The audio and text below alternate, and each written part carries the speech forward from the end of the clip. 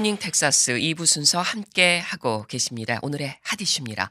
최현준 보도국장 오늘 어떤 소식인가요? 독립기념일인 7월 4일까지 코로나19 백신 1차 접종률 70%를 달성하겠다고 조 바이든 대통령이 밝혔습니다.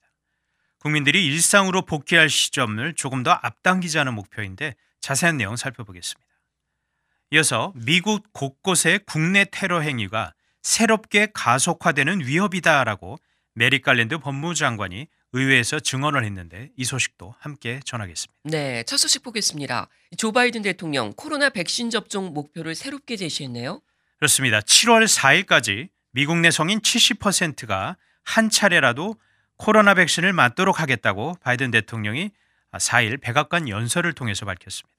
앞으로 약 2달 정도 남은 이 7월 4일, 바로 독립기념일인데 바이든 대통령은 백신을 맞아달라 이렇게 호소하면서 2달 뒤 미국의 독립과 바이러스로부터의 독립을 함께 축하하자라고 강조를 했습니다. 네, 7월 4일이면은 뭐 2달이 채 안 남았잖아요. 그때까지 70% 접종을 달성하겠다. 그렇다면 지금 현재 상황은 어떤가요?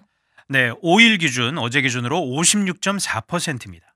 질병통제예방센터 통계에 나타난 현황인데 미국에서 긴급 사용 승인을 받은 코로나 백신 3종 가운데 존슨앤존슨 외에는 2차례 접종을 해야 면역력을 확보할 수가 있습니다.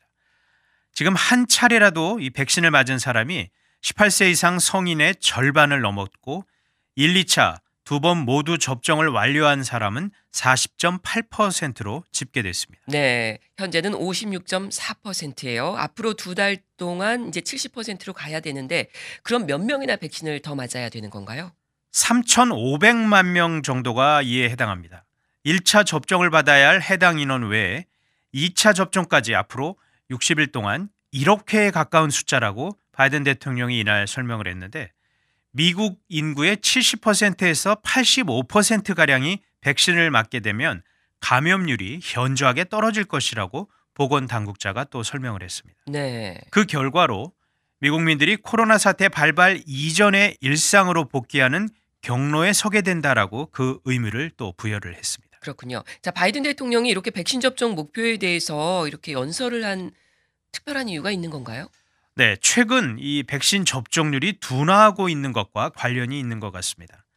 원하는 사람은 대다수가 1차 접종을 마친 것으로 이 보건당국이 파악을 하고 있는데 예상했던 대로 백신 접종 속도가 느려지고 있다고 바이든 대통령이 이날 연설에서 얘기를 한 것입니다.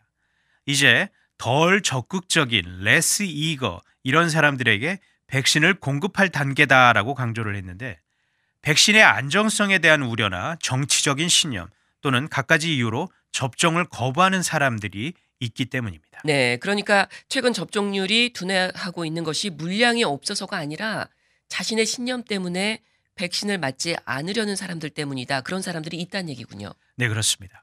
코로나 바이러스 감염증과 백신에 관해서 잘못된 정보들이 많이 유통되고 있다라고 바이든 대통령이 지적을 하면서 이런 것들을 믿지 말고 당국의 권고를 신뢰해달라라고 호소를 했습니다. 네. 그러면서 백신 접종은 당신의 선택이라면서 삶과 죽음의 문제라고 또 호소를 했습니다. 예. 자, 이 정치적인 신념이 접종 거부 사유가 되고 있다라고 조금 전에 얘기를 하셨는데 그 이유가 뭡니까? 공화당 지지자들 가운데 접종 거부 비율이 상대적으로 높은 것으로 각종 통계에서 파악이 되고 있습니다. 바이든 행정부에 대한 불심과 이 반감 등이 반영이 됐다라고 보는데 바이든 대통령은 이들에 대해서도 마음을 돌려야 한다라고 강조를 했습니다.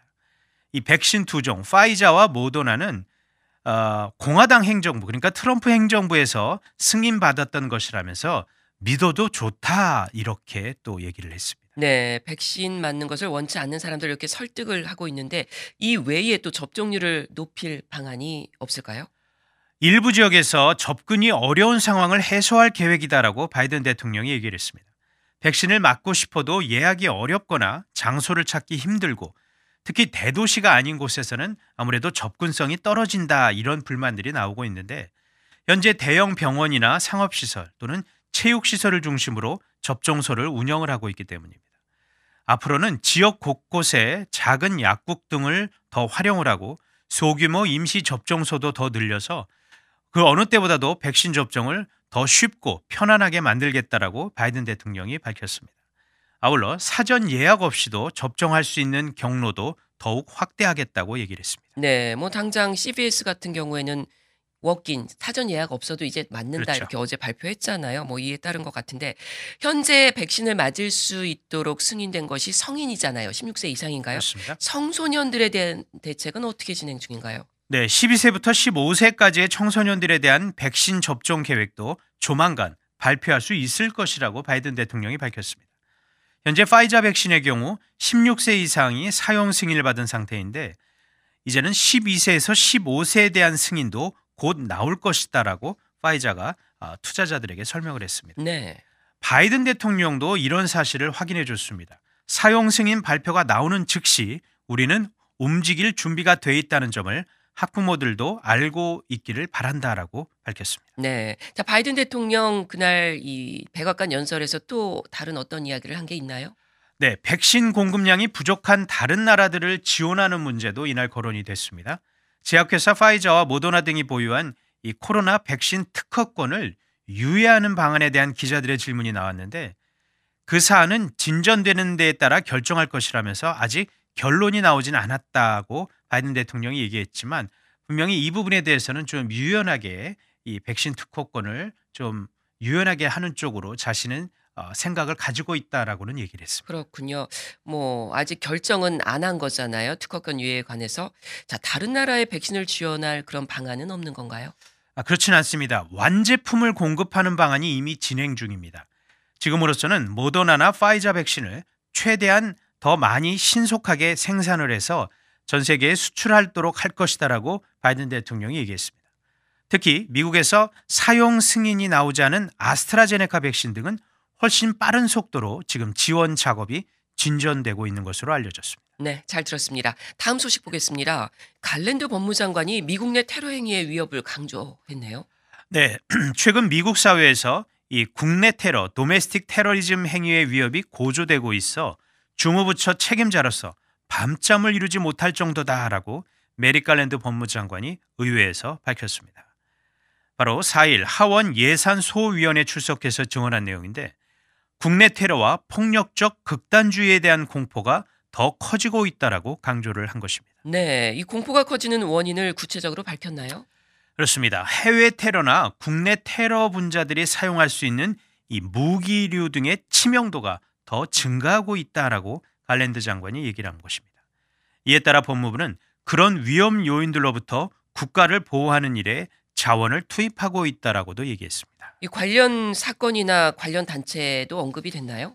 그렇지는 않습니다. 다만 갈랜드 장관은 상원 인준 청문회 과정에서 지난 1월 6일 발생했던 연방의사당 습격 사건을 국내 테러다라고 규정을 한 바 있는데 이 사건의 진상규명을 업무의 최우선순위로 꼽았습니다.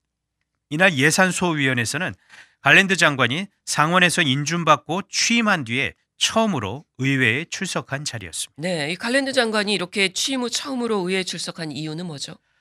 네, 다가오는 2022 회계연도에 이 부처별 예산 요구 사항을 설명하기 위해서였습니다.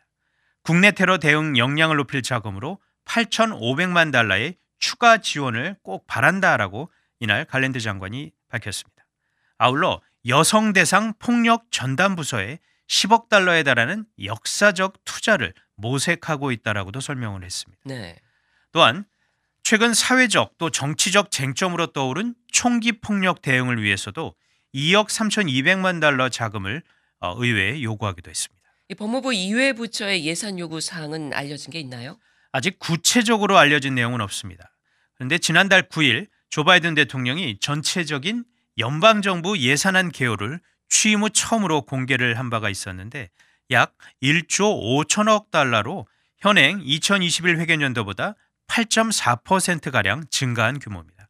복지 교육 분야 자금이 크게 늘면서 이거 큰 정부가 온 것이라는 진단을 또 정치 전문 매체들이 잇따라 내놓고 있습니다. 그렇군요. 이렇게 큰 정부가 왔다 평가받는 이유는 뭘까요?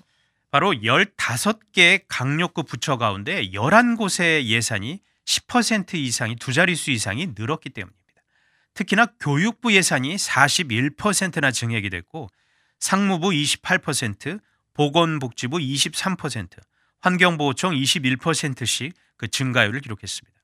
주택도시개발부 15%, 국무부 국제개발처 12%, 에너지부도 10% 증액이 됐는데 바이든 대통령이 주요 공약으로 내세웠던 코로나 대응과 학교 정상화, 또 환경보호, 저소득층 복지, 이 다자 외교와 국제 지원 등에 쓸 돈이 크게 늘어났기 때문에 큰 정부가 왔다라고 이렇게 평가를 한 것입니다. 네, 잘 들었습니다.